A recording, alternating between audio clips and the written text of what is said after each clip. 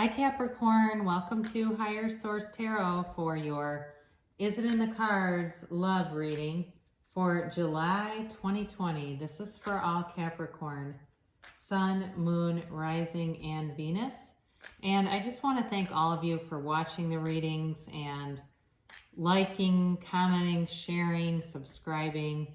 I really do appreciate you helping me build this beautiful community. And if you're new to my channel, I'd love to invite you to join us by subscribing. If you tap the bell, you'll be notified when new videos are posted. But it's basically every week that I'm on, okay? So you can always check back. And let's get some guidance here for Capricorn.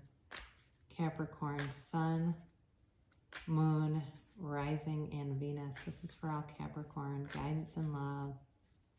Guidance and love. All right, there we go. So we'll pull 3 cards for you, 3 cards for them, 3 cards for the guidance on the relationship. And I'm also going to do an archetype card again for each of you because archetypes are important in the tarot. The entire major arcana is designed around archetypes, if you didn't know that. So you have the 5 of Cups, the Empress, and the Star card. They have the 4 of Cups. Interesting because this is in order, right? They're connected. The Lovers and the 7 of Cups. Your guidance here is the King of Wands, the 8 of Pentacles, and the 5 of Wands. So certainly it could be an air sign, so Aquarius, Gemini. I don't see really Libra indicated, but Aquarius and Gemini are here. There's water here, Pisces, Cancer, Scorpio. There is earth here, especially with the Empress. That's a very earthy energy. So you've got Taurus, Capricorn, Virgo, and then of course fire, Aries, Leo, Sagittarius. So let's get your archetypes here.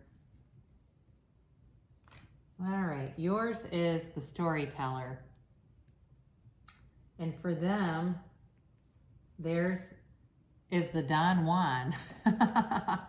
And that's interesting because they have the 7 of Cups. So, you know, there definitely may have been somebody that had a player energy or needs to put that down. There's also too with the 5 of Wands, that's competition.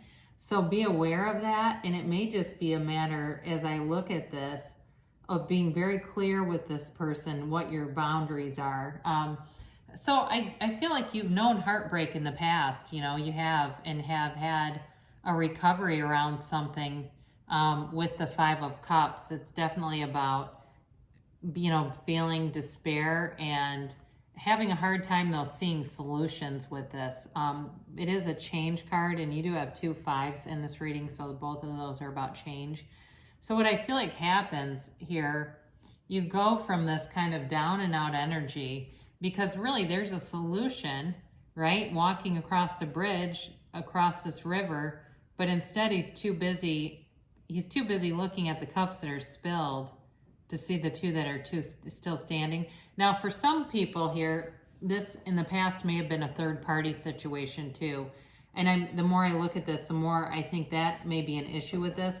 I do think you have love here, but I feel like there's this feeling of needing to really trust somebody, especially if you know, yeah, I did have a third party.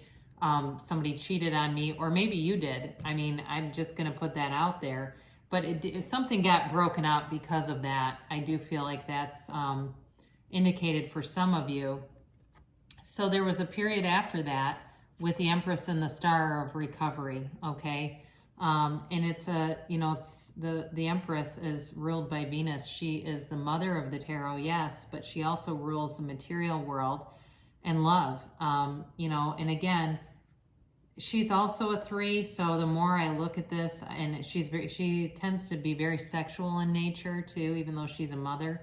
She's perpetually pregnant, and you know how we get babies, right? So it does feel like there was something going on there, but I do feel like from that has led to a lot of personal growth. So if that was you too, I mean, people do stuff, right? And maybe they were young or there was some other reason for it. and they learn from that. I mean, I know people that have had affairs that would never do it again. I know people that stayed married in them. I know people that got divorced. I mean, I know I've seen this a lot. So I'm not here to shame anybody if you know, no, that was me.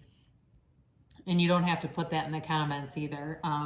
But with this, you then have the star here. And the star card is all about a rebirth.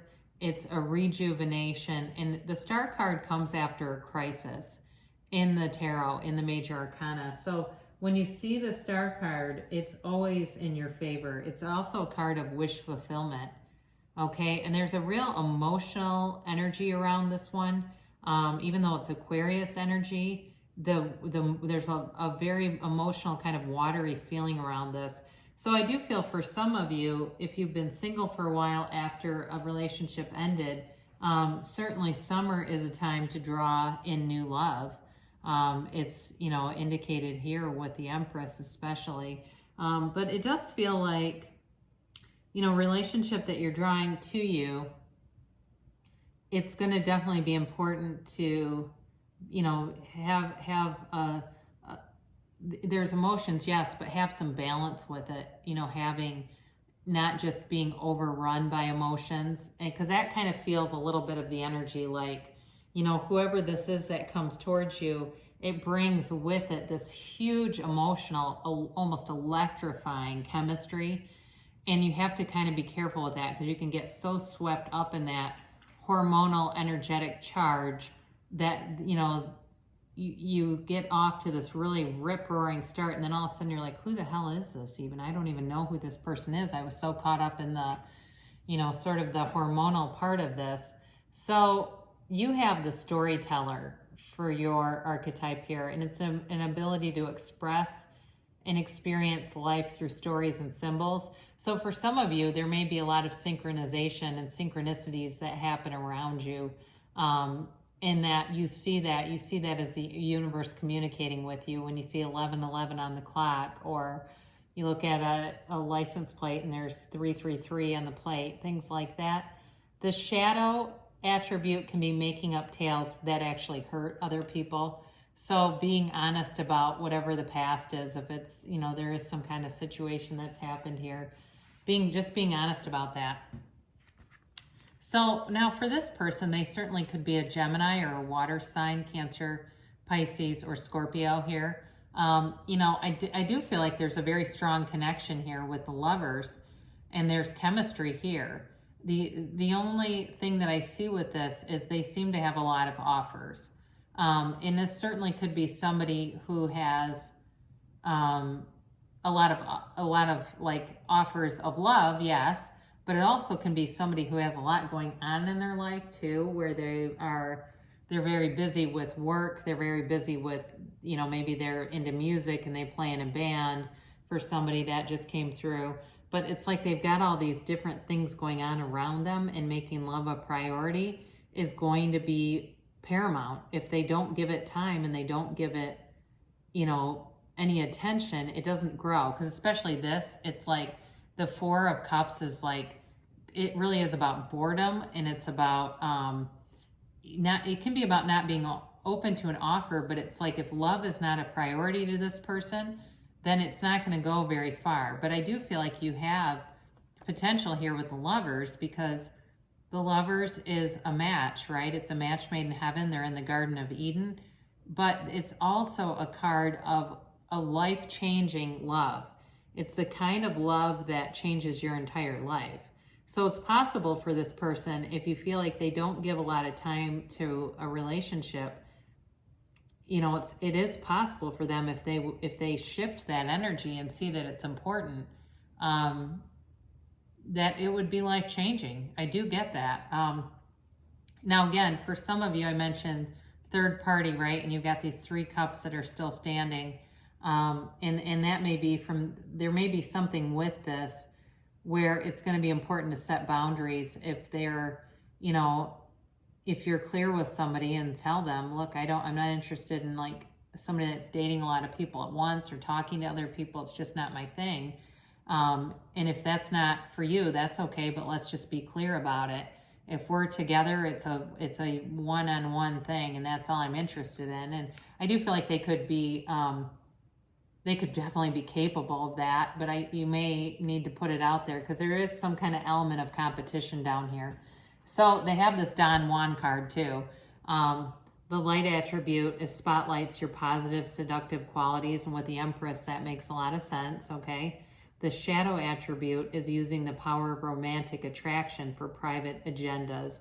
So, making sure that they're not doing some kind of slippery behaviors. And again, is it in the cards?